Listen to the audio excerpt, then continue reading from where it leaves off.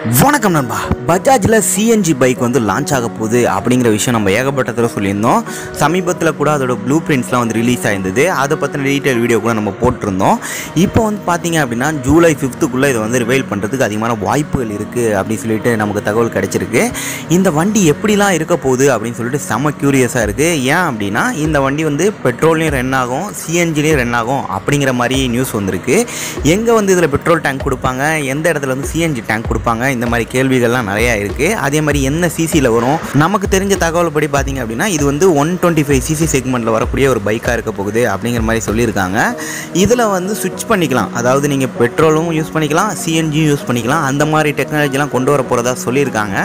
இது எல்லா கேள்விக்கும் வந்து பதில் எப்போ கிடைக்கும் அப்படின்னு கேட்டிங்கன்னா இந்த ஜூலை 5th அன்றைக்கி தான் வந்து இதோட பதில் கிடைக்கும் அப்படிங்கிற மாதிரி தகவல் கிடைச்சிருக்கு. இந்த வண்டியோட இனிஷியல் காஸ்ட் வந்து அதிகமாக இருக்கிறதுக்கு வாய்ப்புகள் இருக்குது. எனக்கு தெரிஞ்சு ஒரு 1 லட்ச ரூபா கிட்ட வரதுக்கு வாய்ப்புகள் இருக்குது. ஆனால் ரன்னிங் காஸ்ட் வந்து பார்த்தீங்க அப்படின்னா கம்மியாக தான் இருக்கும். ஏன் அப்படின்னா நம்மளோட சைடு நம்ம வந்து பெட்ரோலுக்கு பதிலாக சிஎன்ஜியும் வந்து மாற்றி போட்டு யூஸ் பண்ணலாம். அப்படி யூஸ் பண்ணும்போது நமக்கு ரன்னிங் காஸ்ட் வந்து குறையிறதுக்கு வாய்ப்புகள் இருக்குது. ப்ரைஸ் வந்து பார்த்தீங்க அப்படின்னா நான் ரிவைல் பண்ணது வந்து ஒரு அப்ராக்சிமேட்டாக என்னோட சைட்லேருந்து நான் சொன்னது தான். ஆனால் அஃபிஷியலாக அவங்க என்ன ப்ரைஸ் சொல்கிறாங்க அப்படின்னு சொல்லிட்டு நம்ம ஜூலை 5th வரைக்கும் வெயிட் பண்ணி பார்க்கலாம். மற்றபடி இந்த இன்ஃபர்மேஷன் பிடிச்சினா மறக்காமல் லைக் பண்ணுங்கள். இது மாதிரி அடுத்த வீடியோவில் பார்க்கலாம். See you later.